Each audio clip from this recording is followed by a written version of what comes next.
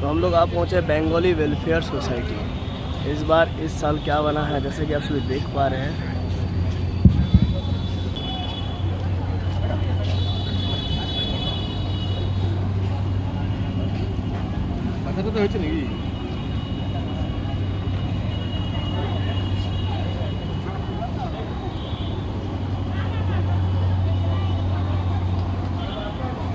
Bengali welfare society.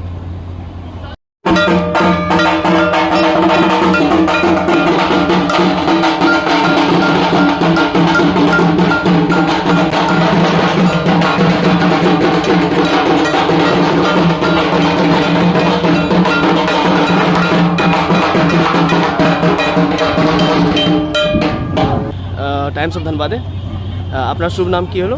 আমার অতনু কুমার গুপ্ত, অধ্যক্ষ, Bengali welfare society Dhanbad.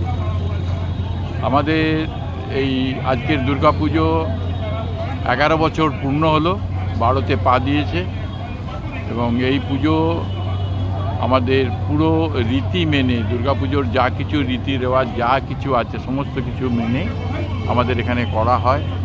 প্রচুর লোক এখানে এসে পুষ্পাঞ্জলি দেন এবং ম্যাক্সিমাম লোককে আমরা এখানে ভোগে আহ্বান করি।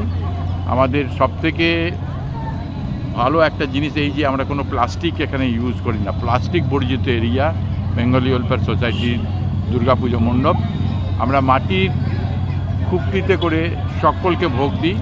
প্রতিদিন 2 থেকে 2.5 হাজার যারা পুজো দেখতে আসেন তাদের আমরা ভোগ বিতরণ করি। তাছাড়া আমাদের সোসাইটির যারা মেম্বার আছেন তাদের ফ্যামিলি, তাদের বন্ধুবান্ধবদেরও আমরা এখানে খাবার জন্যে ভেতরে সিস্টেম রেখেছি, তাতেও প্রচুর লোক এখানে এসে খান এবং বই। আমাদের মেন উদ্দেশ্য হলো সোসাইটিকে জাগরুকতা করা, এই জন্যে যে স্বচ্ছতার উপরে আমরা এই দুর্গাপুজোকে 1 নম্বরে রেখেছি। কোনো রকম প্লাস্টিক, কোনো রকম নোংরা জিনিস আমরা এখানে আসতে দিই না। যেটুকু থাকে সঙ্গে সঙ্গে সেইগুলোকে আমরা পরিষ্কার করে দিই।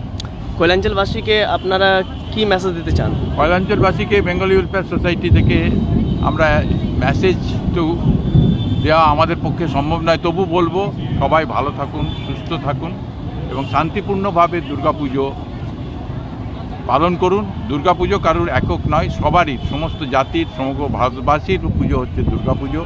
সবাই ভালো থাকুন এবং সুস্থ থাকুন, এই বলতে চাই। আপনার খুব খুব ভীষণ ভীষণ ধন্যবাদ টাইমস অফ ধানবাদের তরফ থেকে। ধন্যবাদ।